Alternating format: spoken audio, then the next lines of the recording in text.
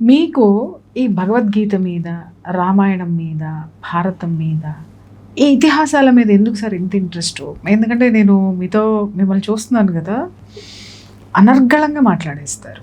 భగవద్గీతలో పద్యం చెప్తారు, ఎన్నో లైన్ చెప్తారు, ఎక్కడుందో చెప్తారు, దాని తాత్పర్యం చెప్తారు, అది భగవంతుడు ఏ ఎనర్జీని ఇచ్చాడు దాని ద్వారా అనేది చెప్తారు. సార్ ఇంత భారత ఇతిహాసాల మీద, భగవద్గీత మీద మీకు ఎందుకు ఇంత ఇంట్రెస్ట్ వచ్చింది? ఎందుకంటే బికాజ్ యు ఆర్ చాన్షా.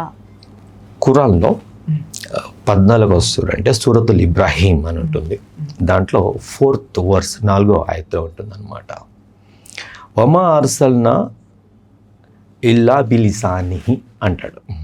అంటే ఈ భౌగోళిక ప్రపంచంలో వాళ్ళ భాషలు తెలియకుండా నేను ఎవరిని పంపించలేదు. అక్కడ ఒక ప్రాంతంలో అరబిక్ భాష కావచ్చు, ఒక ప్రాంతంలో హీబ్రూ భాష కావచ్చు, ఇంకో చోట జపనీస్ కావచ్చు, సాంస్క్రిట్ కావచ్చు, ఇంగ్లీష్ కావచ్చు, తెలుగు కావచ్చు. బట్ సోర్స్ వచ్చినటువంటిది మాత్రం ఒక దగ్గర నుంచే, అది ఒక దగ్గర నుంచే వచ్చింది. దాన్ని ఎక్స్చేంజ్ చేసుకోవటం కోసమే ఇన్ని దేశాలుగా మనం ఉన్నాం, ఇన్ని భాషలుగా మనం ఉన్నాం. ఇన్ని దేశాలుగా ఇన్ని భాషలుగా ఎందుకున్నాం అంటే ఎక్స్చేంజ్ పర్పస్. నాది గొప్పే, but at the same time నీ దగ్గర నుంచి కూడా నేను తెలుసుకోవాల్సింది కొంత ఉంది, పరమత సహా. That has to be there. And ఇవన్నీ కూడా సర్ఫేస్ లెవెల్ ఎట్లా అంటే సముద్రం బయట అలలు లాగా ఇవన్నీ ఫేస్ అలా కనిపిస్తుంది. But once you deep dive ఒక్కసారి మీరు లోపలికి వెళ్ళారనుకోండి, అంత నిర్మలతత్వం. కుండలి శక్తి కూడా అదే. కుండలినితోటి జరిగేది ఏంటి? ఆ టేల్ బోల్లో ఉన్నటువంటి ఎనర్జీని మూవ్ చేసి పైకి వెళ్ళి ఎప్పుడైతే సహస్రానికి తాకామో, ఆ కుండలి సహస్రం తాకామో, నీ ఒరిజినాలిటీని నువ్వు తాకుతావు.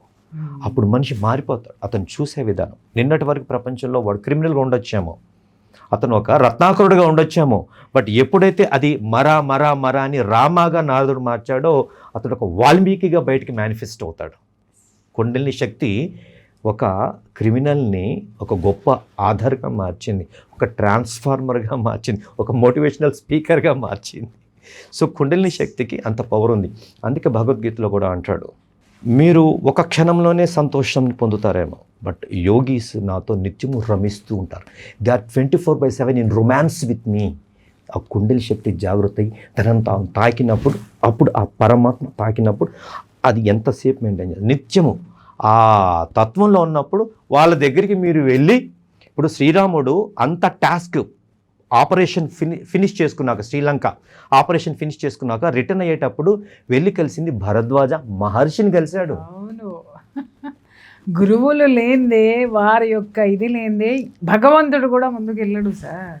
గురు చరిత్రలో చెప్తారు, దత్తాత్రేయ స్వామి గురు చరిత్రలో ఉంటుంది ఏంటి అంటే, కలియుగంలో బ్రహ్మదేవుడు చెప్తాడు, కలి వచ్చిన తర్వాత నువ్వు ఎవరి జోలికైనా పో, కానీ గురువు జోలికి పోవద్దు, గురువు ఉన్న శిష్యుడు జోలికి పోవద్దు అని అంటే, అప్పుడు కలి అడుగుతాడు బ్రహ్మని, ఎందుకు పోవద్దు అని అడిగితే, నాయన త్రేతాయుగము ధర్మం, ద్వాపర యుగము అధర్మంతో ఉన్న, కలియుగం వచ్చేసరికి మంత్రం ఒకటే పనిచేస్తుంది. ఎందుకంటే అప్పుడు ధర్మం కాపాడింది, ఇక్కడ కృష్ణుడు కాపాడాడు.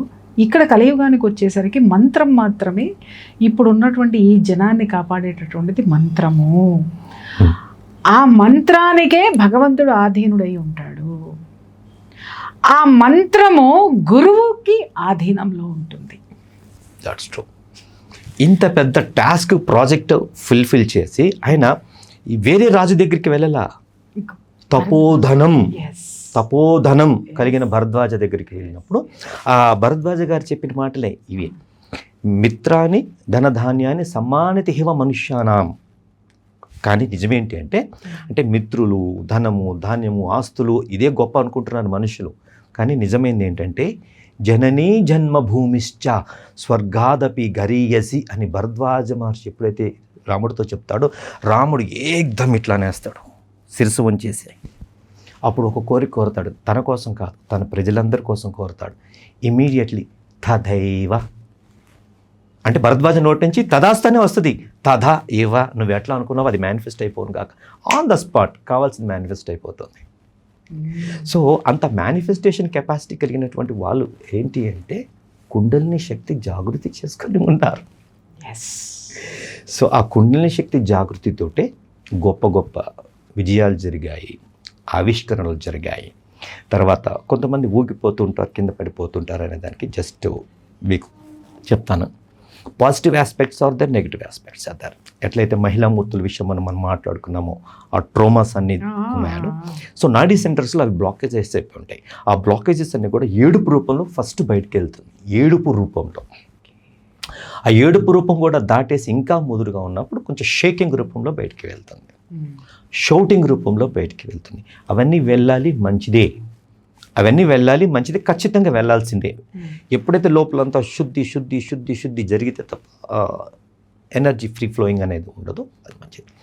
But under the guidance of a సిద్ధ యోగా, అవన్నీ చూసినవాడు, తెలిసినవాడు, దానిలో బాగా ఈత కొట్టిన ఒక గురువు సమక్షంలో that has to be done.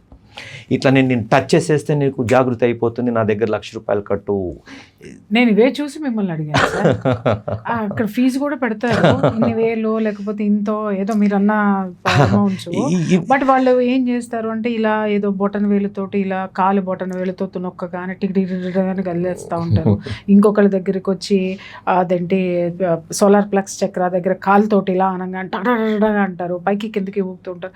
నాకు ఇవన్నీ చూసిన తర్వాత ఏంటి జంతర్ మంతర్ జిమ్మిక్కులు అని చెప్పేసి అని అనిపించింది. యాక్చువల్గా ఇంత గొప్ప విద్యలు డబ్బుతో వెల కట్టలేనటువంటి, ఇప్పుడు ఎవరైనా కానీ, నేనైనా కానీ డబ్బు ఖర్చు పెట్టో ఇదో చేస్తే ఎంత ఇవ్వగలను? ఒక గురువు గారి దగ్గరికి నేను వెళ్ళాను, నేను ఎంత ఇచ్చి రుణం తీర్చుకోగలను?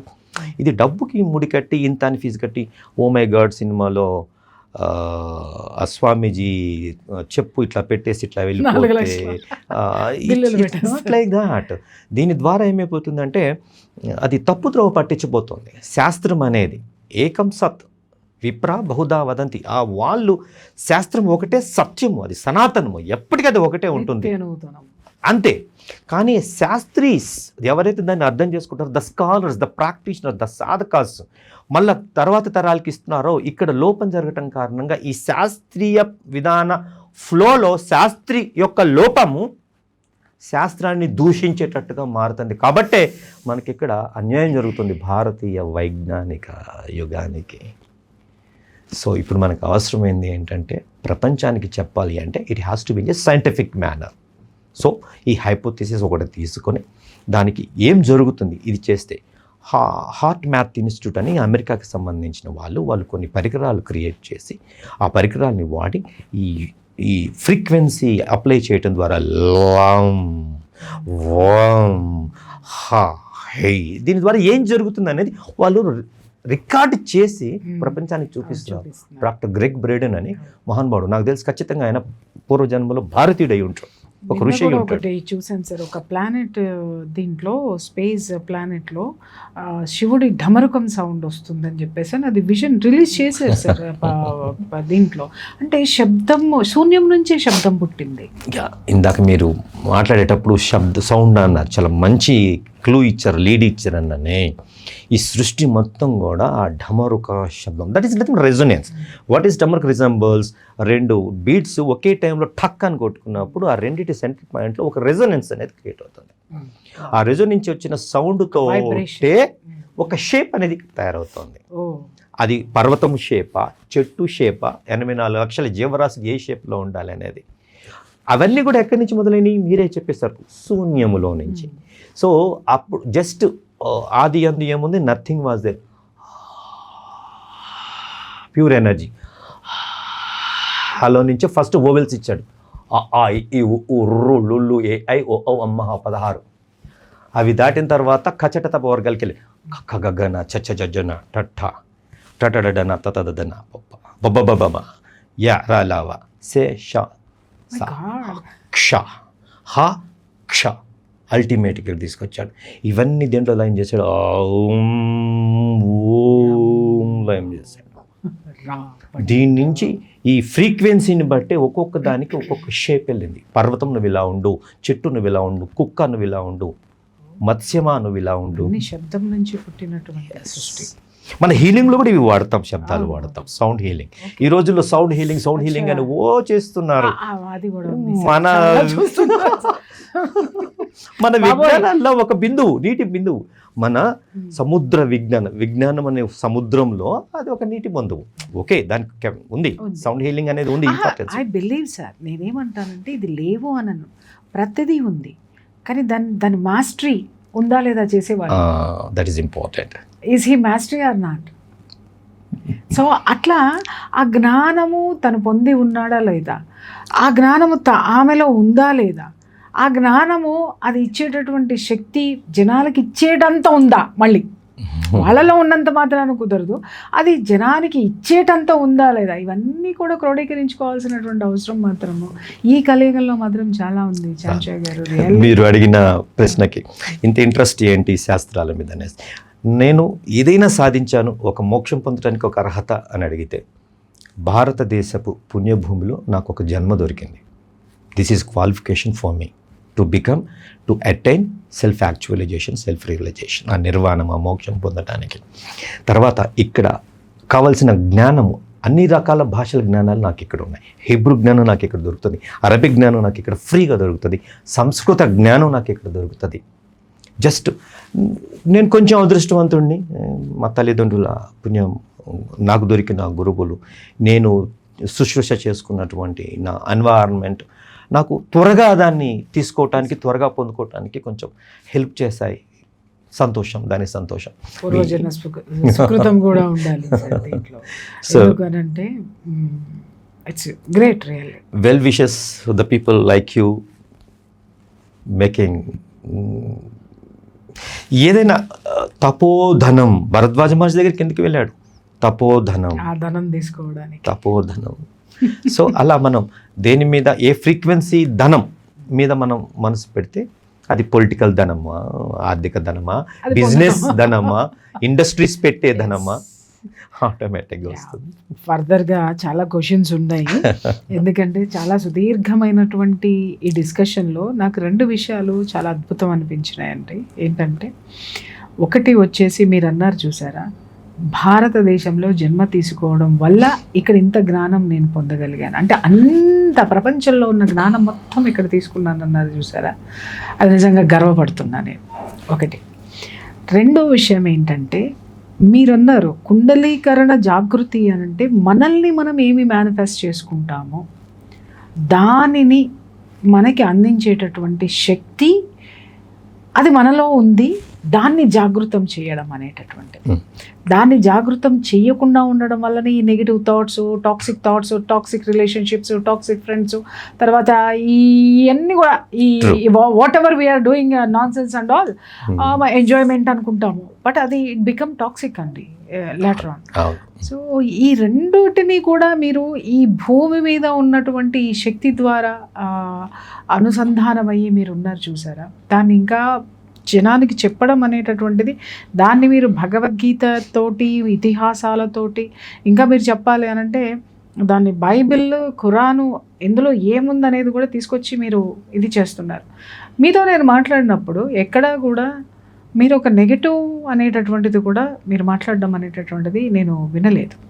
అంటే మూలం ఏ సబ్జెక్ట్ అయితే ఉందో, మూల గ్రంథాలు ఏవైతే ఉన్నాయో దాంట్లో ఉన్నది ఈ ప్రపంచంలో ఎవరికి తెలియదు అనేది మాత్రం నాకు అర్థమైందండి.